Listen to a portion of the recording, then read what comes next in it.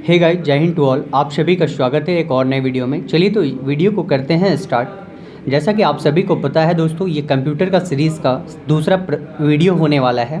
पहला video chapter 1 यानी अध्याय 1 से करा दिया गया है और ये दूसरा चैप्टर है दोस्तों, यानी कि दूसरा वीडियो भी होने वाला है और दूसरा अध्याय है। जैसा कि आप सभी को मैं फिर से इस वीडियो में बता दूं कि JSSC CGL का जो होने वाला है दोस्तों, एग्ज़ाम डेट आ गया है और वो है आपका एग्ज़ाम डेट जो है दोस्तों, वो है एक 28 जनवरी को और दूसरा है 4 फरवरी को। तो आप सभी जो भी अगर नहीं देखे हैं, जो भी व्यक्ति 4 जनवरी नहीं, 4 फरवरी को है। पहला एक डेट है आपका दोस्तों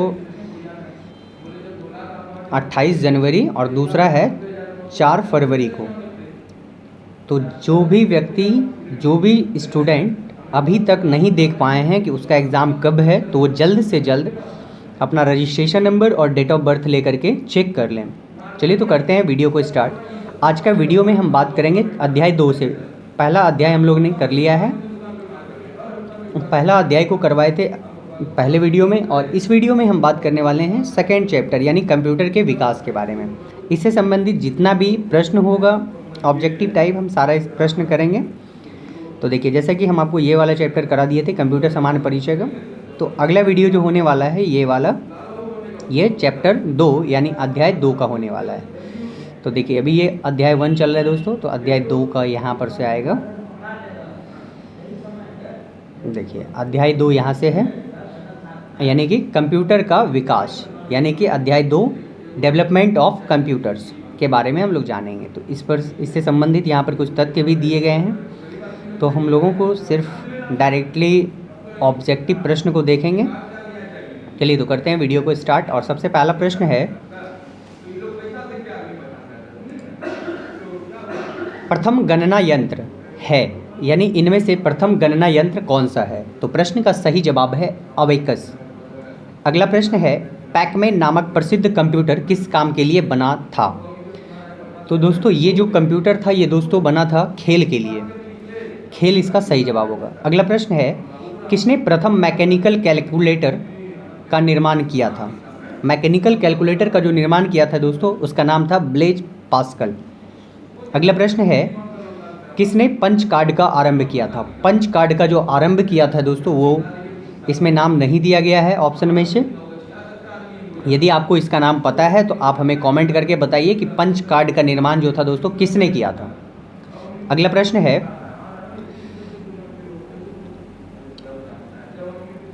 वह कंप्यूटर जिसका निर्माण प्रथम पीढ़ी कंप्यूटर से पहले हुआ था, कौन सा कंप्यूटर है? प्रश्न का सही जवाब है ऑप्शन नंबर सी यानी इलेक्ट्रिकल कंप्यूटर। अगला प्रश्न है, एनालॉग कंप्यूटर है, एनालॉग कंप्यूटर जो है क्या है? प्रश्न का सही जवाब है ऑप्शन नंबर सी यानी निम्न स्तर पर संप्रेषित करना। अगला प्रश्न है, इनमें से कौन पीसी की सही व्याख्या करता है? पीसी की सही व्याख्या कौन करता है? तो सही जवाब है ऑप्शन नंबर डी यानी ये सभी। क्या है? सभी स्टाफ के लिए स्वतंत्र कंप्यूटर, हर स्टाफ के लिए उपलब्ध पर्सनल कंप्यूटर जिसका डाटा लेयर सिस्टम से प्राप्त हो सके और उत्पादकता, स्व उत्पादकता में वृद्धि कर सके, पेंटियम द्वारा निर्मित कंप्यूटर, यानी ये सभी सही है। अगला प्रश्न है, लैपटॉप क्या है? लैपटॉप क्या है? तो लैपटॉप जो है दोस्तों ये क्या है? ये सभी है, इसका सही जवाब है ये सभी, यानी क्लिनिकल प्रयोगशाला में उपयुक्त कंप्यूटर है, कॉम्पैक्ट द्वारा निर्मित कंप्यूटर है, ये भी सही है, छोटे हल्के कंप्यूटर जो सूटकेस में आ सकते हैं, ये भी सही है, यानी कि इस प्रश्न का सही जवाब है डी नंबर। अगला प्रश्न है, सुपर कंप्यूटर, सुपर कंप्यूटर के बारे में कौन सा तथ्य सही है? तो इसका भी एक साथ बहुत सारे प्रयोक्ता के डाटा प्रोसेस करता है, सही है। यह तीव्र तथा महंगी कंप्यूटर सिस्टम है, ये भी सही है। बड़े संगठनों में उपयोग होता है, ये भी सही है, यानी इसका भी सही जवाब है ऑप्शन नंबर डी। अगला प्रश्न है, इनमें से कौन सही नहीं है? तो सभी स्टेटमेंट को पढ़ेंगे, कथन को, और जानेंगे कौन सा सही नहीं है। यहाँ पर बोला जा रहा है दोस्तों सही नहीं है, तो ध्यान रखना है। कभी कभी होता है कि धड़फड़ में आप गलत जानते हुए गलत जवाब डाल करके आ जाते हैं, तो इस पर ध्यान रखना है। प्रश्न का सही जवाब जो है दोस्तों ऑप्शन नंबर बी, ये वाला स्टेटमेंट जो है सही नहीं है। पॉम टॉम कंप्यूटर हल्का तथा जेब पॉकेट में आ सकता है, ये गलत है, और बाकी सभी स्टेटमेंट सही है, ये भी सही है, ये भी सही है और ये भी सही है। अगला प्रश्न है, कंप्यूटर का बुनियादी संरचना का विकास किया था किसने? कंप्यूटर का जो बुनियादी संरचना का विकास किया गया था दोस्तों, ये किसके द्वारा किया गया था? तो प्रश्न का सही जवाब है ऑप्शन नंबर बी यानी चार्ल्स बेबेज के द्वारा। अगला प्रश्न है, निम्नलिखित में से कौन सबसे बड़ा, सबसे तेज और सबसे महंगा कंप्यूटर है? प्रश्न का सही जवाब है ऑप्शन नंबर बी यानी कि सुपर कंप्यूटर। सुपर कंप्यूटर जो होता है दोस्तों, वो सबसे बड़ा भी होता है, सबसे तेज भी होता है और सबसे महंगा भी होता है। अगला प्रश्न है, सामान्य रूप से प्रयुक्त किया जाने वाला कंप्यूटर कौन सा है? सामान्य रूप से यानी जनरली जो हम लोग यूज़ करते हैं कंप्यूटर, वो कौन सा कंप्यूटर होता है? तो ये डिजिटल कंप्यूटर होता है। सही। अगला प्रश्न है, CRAY, सी रे क्या है? सी रे जो होता है दोस्तों, ये एक सुपर कंप्यूटर होता है, सी रे।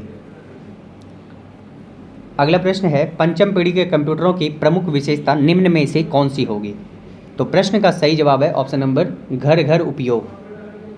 अगला प्रश्न है, ऐसे कंप्यूटर जो पोर्टेबल होते हैं और यात्रा करने वाले प्रयोक्ताओं के लिए सुविधाजनक होते हैं। तो प्रश्न का सही जवाब हो जाएगा दोस्तों ऑप्शन नंबर बी यानी लैपटॉप। अगला प्रश्न है, कंप्यूटर के IC चिप के उत्पादन हेतु निम्नलिखित में किसकी आवश्यकता होती है? कंप्यूटर का जो चिप बनाया जो जाता है दोस्तों, उसके लिए किस की आवश्यकता होती है? तो प्रश्न का सही जवाब है ऑप्शन नंबर बी यानी सिलिकॉन। कंप्यूटर का जो चिप बना होता है दोस्तों, वो कंप्यूटर सिलिकॉन का बना होता है। अगला प्रश्न है, मल्टी प्रोग्रामिंग का प्रयोग किस पीढ़ी के कंप्यूटरों से शुरू हुआ था? मल्टी प्रोग्रामिंग का प्रयोग जो था दोस्तों, वो किस पीढ़ी के कंप्यूटर से शुरू हुआ था? सही जवाब है तृतीय पीढ़ी के कंप्यूटर से। अगला प्रश्न है, मेन फ्रेम कंप्यूटर के लिए मल्टिक्स ऑपरेटिंग सिस्टम कहाँ बनाया गया है? तो इस प्रश्न का सही जवाब हो जाएगा दोस्तों ऑप्शन नंबर डी यानी बेल प्रयोगशाला में। बेल प्रयोगशाला में मेन फ्रेम कंप्यूटर को बनाया गया था। अगला प्रश्न है, चार्ल्स बेबेज के प्रथम मैकेनिकल कंप्यूटर को किस नाम से जाना जाता है? चार्ल्स बेबेज के प्रथम मैकेनिकल कंप्यूटर को किस नाम से जाना जाता है? प्रश्न का जो सही जवाब है दोस्तों, इसमें नहीं दिया गया है, इसका ऑप्शन नंबर ई सही जवाब है। यदि आपको इस प्रश्न का उत्तर सही जवाब पता है तो आप हमें कमेंट बॉक्स में बताएं, नहीं तो मैं आपको कमेंट बॉक्स में इसका सही जवाब पिन कर दूंगा। अगला प्रश्न है, विश्व का सबसे पहला सुपर कंप्यूटर कब बना था? यानी कि विश्व का जो सबसे पहला सुपर कंप्यूटर बना था वो 1976 ईस्वी में बना था दोस्तों। ऑप्शन बी इसका सही जवाब होगा।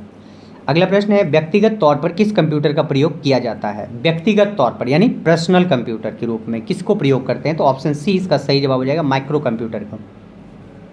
अगला प्रश्न है, निम्न में से कंप्यूटर का जनक किसे कहा जाता है? कंप्यूटर का जनक आप सभी को पता है, इस प्रश्न का सही जवाब है चार्ल्स बेबेज। अगला प्रश्न है, भारत में निर्मित प्रथम कंप्यूटर का क्या नाम था? भारत में निर्मित बताया जा रहा है दोस्तों, यहाँ पे भारत में निर्मित प्रथम कंप्यूटर जो था वो सिद्धार्थ था। अगला प्रश्न है, सबसे तेज कंप्यूटर होता है, सबसे तेज कंप्यूटर कौन सा होता है दोस्तों? इस प्रश्न का सही जवाब हो जाएगा दोस्तों सुपर कंप्यूटर।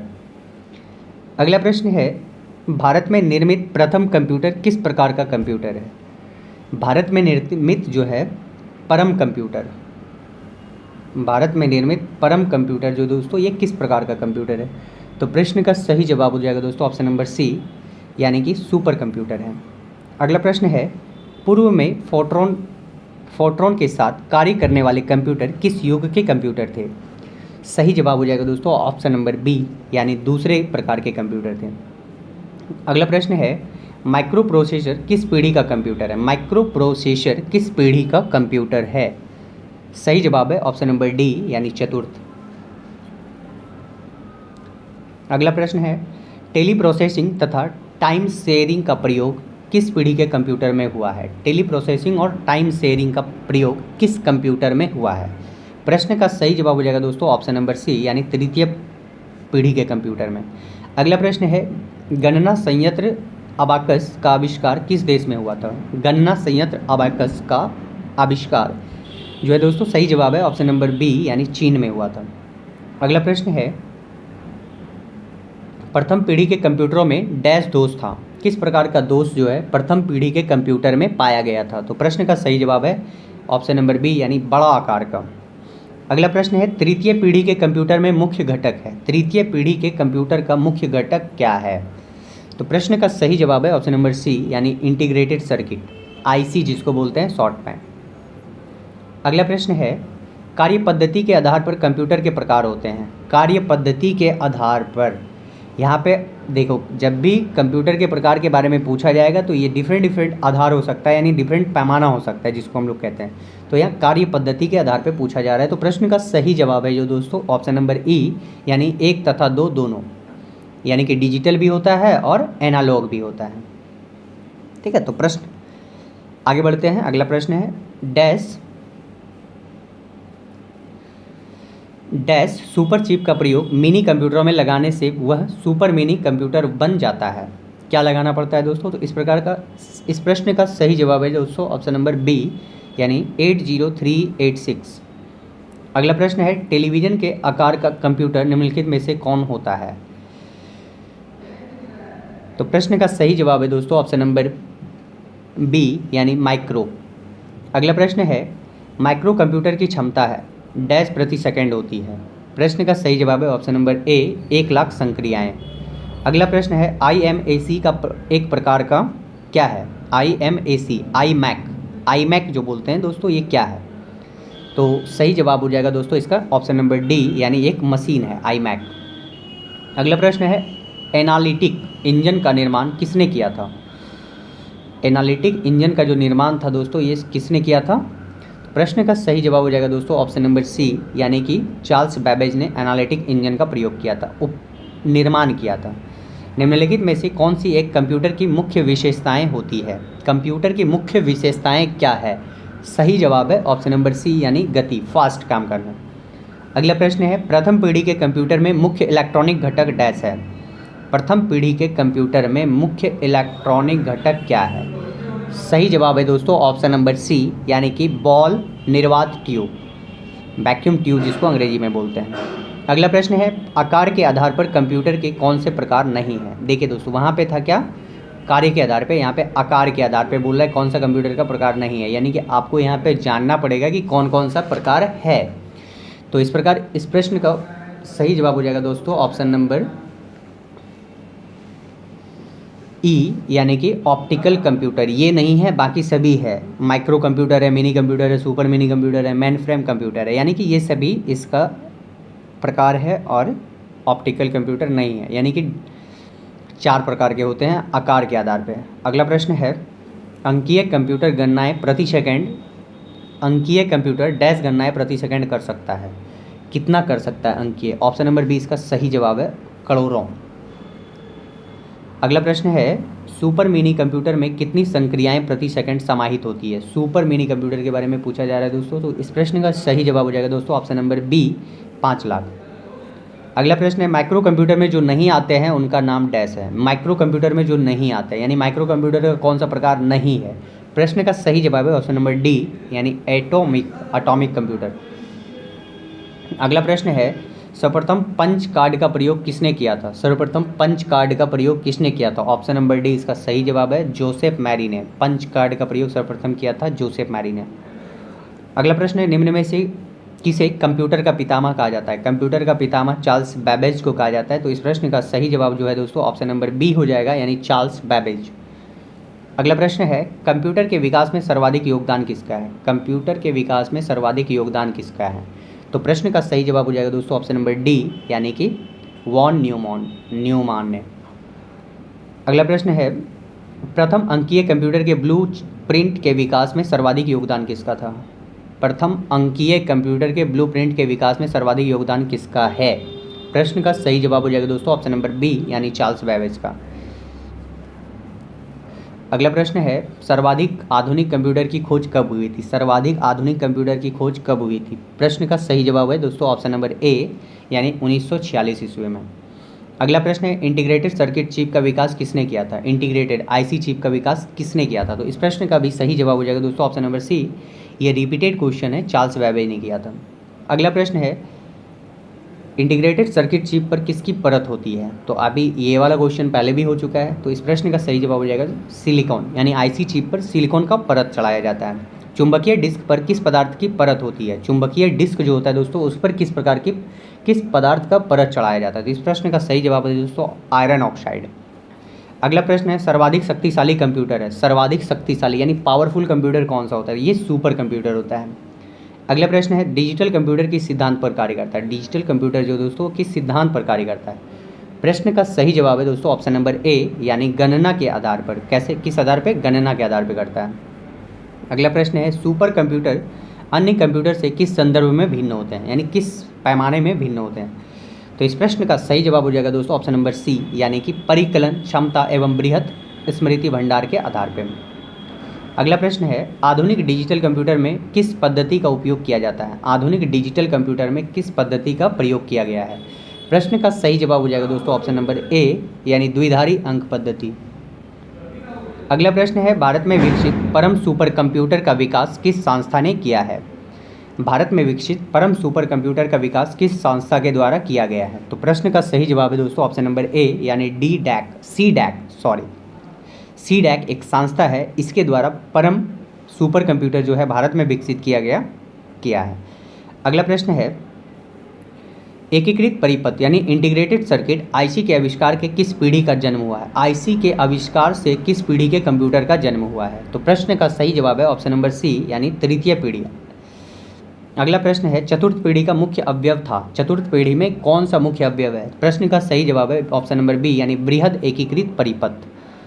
अगला प्रश्न है एक छोटे सिलिकॉन चिप पर ट्रांजिस्टरों और अन्य इलेक्ट्रॉनिक उपकरणों के साथ पूर्ण इलेक्ट्रॉनिक सर्किट को डैश कहते हैं। प्रश्न का सही जवाब है ऑप्शन नंबर सी यानी कि इंटीग्रेटेड सर्किट। अगला प्रश्न है कौन सा डिवाइस उपकरण हाथ पकड़ हैंड हेल्ड ऑपरेटिंग प्रणाली का इस्तेमाल करता है। प्रश्न का सही जवाब है ऑप्शन नंबर ए यानी कि पीडीए। अगला और अंतिम प्रश्न है कोई कंप्यूटर एनालॉग डाटा को पहचानने और समझे इसके लिए पहले इसे क्या करना होगा। तो प्रश्न का सही जवाब है दोस्तों ऑप्शन नंबर सी यानी कि डी कोड किया जाना चाहिए, डी की कोड किया जाना होगा। तो इस प्रकार अध्याय 2 में जैसा कि आपको बताया गया है कि अध्याय 2 ये था और अध्याय 2 में 62 प्रश्न थे, तो अध्याय 2 का 62 प्रश्न टोटल करा दिया गया है। तो इस प्रश्न में इतना ही। यदि आप हमारे चैनल पर नए हैं तो चैनल को सब्सक्राइब करके बेल घंटी को दबाएं, और यदि आप जेएसएससी की तैयारी कर रहे हैं तो आप हमारे चैनल के साथ परमानेंटली जुड़ जाएं, और जेएसएससी से संबंधित कोई भी अपडेट होगा तो बहुत जल्द लेकर के आएंगे। और आप हमारे चैनल के प्लेलिस्ट में जाकर के कंप्यूटर से संबंधित और भी पुराने वीडियो को आप देख सकते हैं। चलिए, तो आज के वीडियो में इतना ही। आज का टॉपिक यही है, कंप्यूटर का विकास। तब तक के लिए जय हिंद। मिलते हैं अगले वीडियो में। आपको वीडियो कैसा लगा कमेंट करके ज़रूर बताएं। धन्यवाद।